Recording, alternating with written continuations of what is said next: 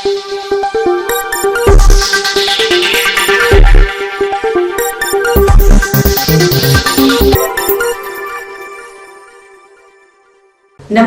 Telangana 24 news కి స్వాగతం. మన తెలంగాణ మన వార్తలు. నేను సంధ్య.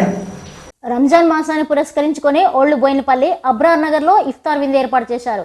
ఇఫ్తార్ విందు కార్యక్రమానికి మాజీ కౌన్సిలర్ మక్కాల నరసింగరావు, బోయినపల్లి మార్కెట్ మాజీ చైర్మన్ నరేంద్ర గౌడ్ ముఖ్య అతిథిగా పాల్గొన్నారు.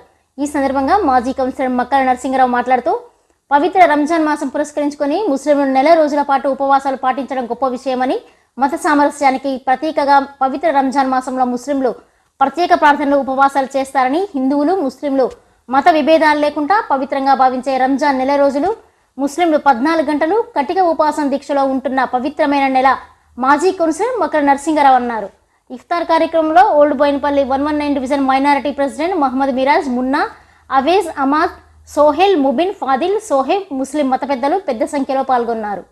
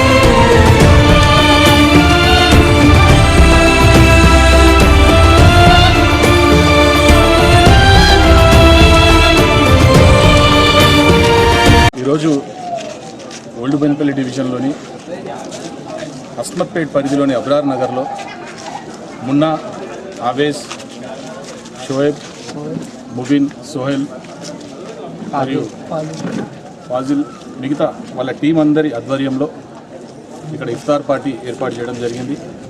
చాలా సంతోషకరమైన విషయం. కఠోరమైన ఎండను ఎదుర్కొని దాదాపుగా ఇంకొక 4-5 రోజుల్లో ఈ ఉపవాస దీక్షలు ముగించుకొని రంజాన్ పండుగ వైపు అడుగులు పెడుతున్నటువంటి ముస్లిం సోదరులందరికీ కూడా అడ్వాన్స్గా రంజాన్ శుభాకాంక్షలు తెలియజేస్తూ ఉన్నాను. ఈ కార్యక్రమానికి నన్ను పెద్దలు మార్కెట్ కమిటీ మాజీ చైర్మన్ నరేంద్రన్న గారిని మరియు మైనార్టీ 119 డివిజన్ అధ్యక్షులు మిరాజ్ గారిని ఇన్వైట్ చేయడం మాకు నిజంగా చాలా సంతోషంగా ఉంది. ఇదే రకంగా కుల మతాలకు అతీతంగా అందరం కూడా ఎప్పుడు ప్రతి పండుగను కలిసి జరుపుకోవాలని నేను మనసారా కోరుకుంటా ఉన్నాను. గత ప్రభుత్వంలో బీఆర్ఎస్ పార్టీ ప్రభుత్వంలో నిరుపేద ముస్లిం సోదర సోదరీమణులకు ఈ రంజాన్ గిఫ్ట్ ఇచ్చేవాళ్ళం. అదే రకంగా వారికి ప్రభుత్వం తరఫు నుంచి ఇఫ్తార్ పార్టీ కూడా ఏర్పాటు చేసేవాళ్ళం. కానీ ఈరోజు పరిస్థితి తీసుకున్నట్లయితే అవేవి కూడా లేకపోగా ఎన్నో రకాలుగా ఇవాళ ప్రజలను ఇబ్బంది పెట్టే పరిస్థితి కనబడతా ఉన్నది. కాబట్టి మళ్ళీ కేసీఆర్ సార్ మళ్ళీ ముఖ్యమంత్రి కావాలి. ఆయన మళ్ళీ రీబౌన్స్ అవుతారు, ఖచ్చితంగా మళ్ళీ ముఖ్యమంత్రి అవుతారు. మా ముస్లిం సోదరులకు, మా హిందూ సోదర సోదరీమణులకు బతుకమ్మ పండుగలు వస్తే ఆయన చీరల పంపిణీ చేసేవాళ్ళు. అదేవిధంగా క్రిస్మస్ వచ్చినప్పుడు క్రిస్టియన్ సోదర సోదరీమణులకు కూడా బట్టలు పంపిణీ చేసేవాళ్ళు. ఇలా అన్ని మతాలను కలుపుకొని పోయినటువంటి నాయకుడు. ప్రభుత్వం ఏదైనా ఉందంటే అది బీఆర్ఎస్ పార్టీ ప్రభుత్వం. మళ్ళీ అటువంటి ప్రభుత్వం రావాలి. మళ్ళీ అదే రకంగా అన్ని మతాలను అన్ని కులాలను కలుపుకొని పోయే నాయకుడు మళ్ళీ ముఖ్యమంత్రి కావాలని మనమందరం కూడా ఇప్పటికీ కలిసి ఉండాలని చెప్పేసి మనసారా అల్లాను భగవంతుని వేడుకుంటూ సెలవు తీసుకుంటున్నాను. జై హింద్, జై తెలంగాణ. ఇవి న్యూస్ అప్డేట్స్. మరిన్ని అప్డేట్స్ కోసం చూస్తూనే ఉండండి తెలంగాణ 24 న్యూస్.